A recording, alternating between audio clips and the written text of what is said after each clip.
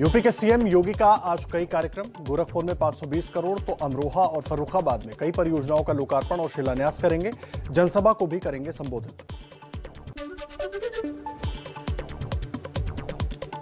कांग्रेस महासचिव प्रियंका गांधी आज फिरोजाबाद का दौरा करेंगी। गिरधारी इंटर कॉलेज में शक्ति संवाद कार्यक्रम के तहत महिलाओं से करेंगी संवाद। चुनाव आयोग की टीम के यूपी दौरे का आज दूसरा दिन। डीएम, एसपी, पुलिस कमिश्नर से ली जाएगी फीडबैक। 30 दिसंबर को चुनाव तारीखों की घोषणा संभव।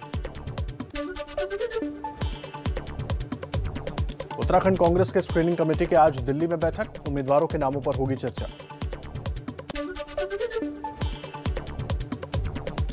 अकाली दल के नेता बिक्रम मजीठिया की अग्रिम जमानत अर्जी पर आज पंजाब हरियाणा हाईकोर्ट में सुनवाई। क्या मजीठिया को मिलेगी जमानत?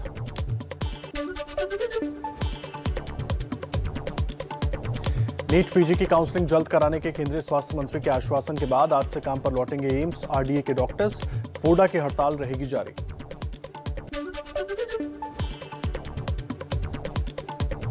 इत्र कारोबारी से मिले कैश पर वार पलटवार जारी। कानपुर की रैली में विपक्ष पर बरसे पीएम मोदी। नोटों का जो पहाड़ जो पूरे देश ने देखा, वही उनकी उपलब्धि है, यही उनकी सच्चाई है।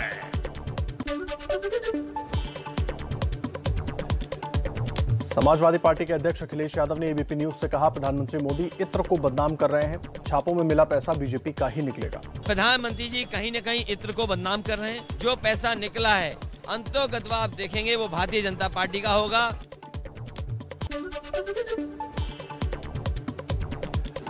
अखिलेश यादव का अमित शाह पर पलटवार। कहा, आयकर विभाग के छापों से अखिलेश परेशान। 250 करोड़ कैश किसका है? आज उनको जवाब देते नहीं बनता है। ये समाजवादी अत्तर बनाने वाले के वहां से 250 करोड़ रुपया कैश मिली है। 250 करोड़ रुपया।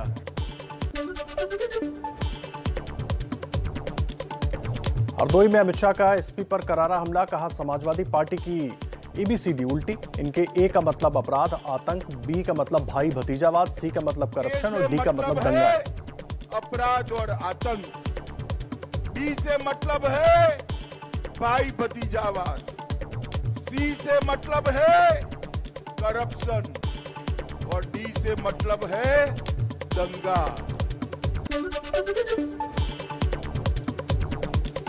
अखिलेश यादव का अमित शाह को जवाब। कहा, हाथरस, लखीमपुर, गोरखपुर, आगरा कांड जैसे दूसरे कांडों की वजह से बीजेपी के समर्थक भी कह रहे हैं कि एबीसीडी का मतलब अब भाजपा छोड़ दो।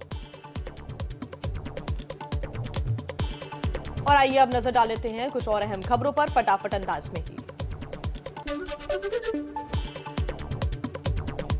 उत्तर प्रदेश में गिरफ्तार इत्र कारोबारी पीयूष जैन के खिलाफ ईडी, डीआरआई समेत 5 एजेंसियां करेंगी जांच। ईडी ने दस्तावेजों के लिए जीएसटी मुख्यालय को चिट्ठी भेजी। पीयूष जैन के घर से बरामद कैश को एसबीआई के चेस्ट में जमा कराया गया। 194 करोड़ 45 लाख नकद, 23 किलो सोना और 600 किलो चंदन का तेल मिला था। कानपुर के एक और कारोबारी पर शिकंजा। जाने माने मयूर वनस्पति कारोबारी के ठिकानों पर डीजीजीआई की लखनऊ यूनिट की छापेमारी।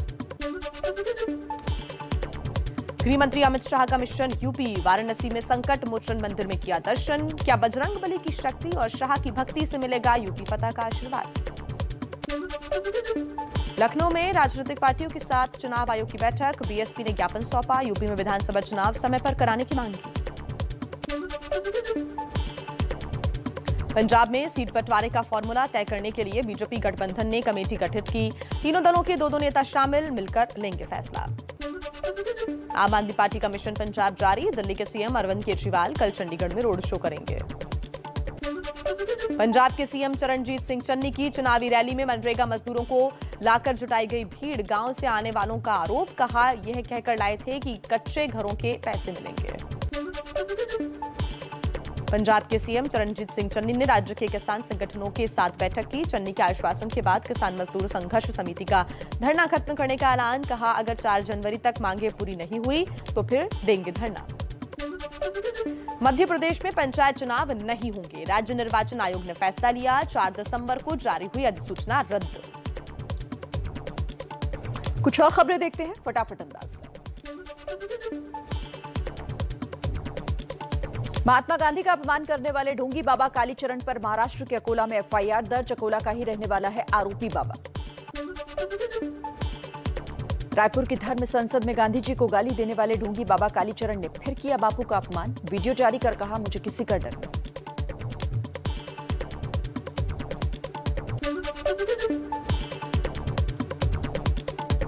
मालेगांव विस्फोट मामले में एक और गवाह ने बदला अपना बयान। कहा, एटीएस ने योगी आदित्यनाथ और आरएसएस के 4 लोगों का नाम लेने को मजबूर किया था। 2008 में हुए थे धमाके, 6 लोगों की जान गई। देश में तेजी से बढ़ रहा है कोरोना का नया वेरिएंट ओमिक्रॉन। अब तक 655 मामले सामने आए। पहली बार एक दिन में 130 से ज्यादा केस दर्ज। 22 से भी ज्यादा राज्यों में फैला कोरोना। दिल्ली में एक दिन में कोरोना वायरस के 496 नए मामले सामने आए हैं। 172 मरीज ठीक हुए, 1 मरीज की मौत। कोरोना के बढ़ते मामलों के बीच केजरीवाल सरकार ने दिल्ली में येलो अलर्ट जारी किया। सीएम केजरीवाल बोले, कोरोना के लड़ने के लिए हम पहले से 10 गुना ज्यादा तैयार हैं। दिल्ली में अब दुकानें रात 8 बजे तक ऑड इवन के हिसाब से खुलेंगी। मेट्रो और बसें आधी क्षमता के साथ चलेंगी। 50% क्षमता के साथ खुलेंगे restaurant, school, college, cinema hall, gym बंद रहेंगे। सैलून खुल सकते हैं। कोरोना वैक्सीन की डोज लेने वालों के लिए राहत भरी खबर। ओमिक्रॉन से डरने की नहीं, सावधान रहने की जरूरत। दिल्ली के एलएनजेपी अस्पताल में भर्ती 72 मरीजों में से 56 ठीक होकर घर लौटे। 69 लोगों को लग चुकी थी वैक्सीन की दोनों डोज। मुंबई के मरीन ड्राइव पर नाइट कर्फ्यू लागू कराने के लिए बीएमसी के मार्शल तैनात। कोरोना की वजह से इस बार मुंबई में नए साल की पार्टी पर लगाई गई है रोक। ओमिक्रॉन के बढ़ते खतरे ने महाराष्ट्र सरकार की चिंता बढ़ाई, लेकिन जारी है लोगों की लापरवाही। एबीपी न्यूज के रियलिटी चेक में मुंबई के गेटवे ऑफ इंडिया के पास दिखी भारी भीड़। बिना मास्क सामाजिक दूरी का उल्लंघन कर रहे हैं लोग।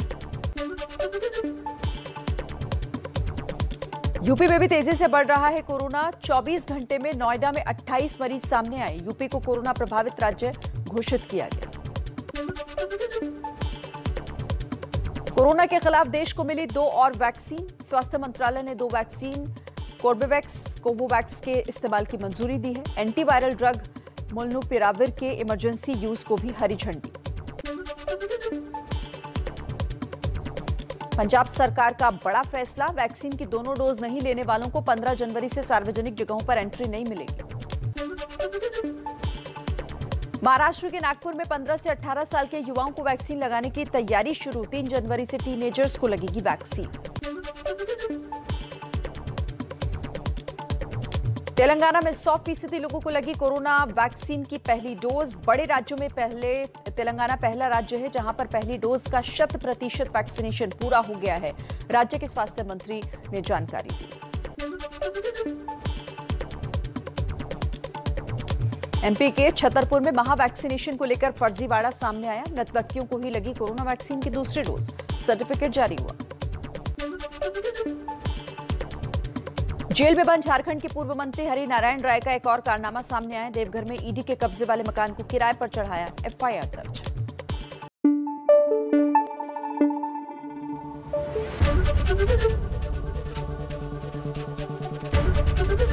एबीपी न्यूज आपको रखे आगे।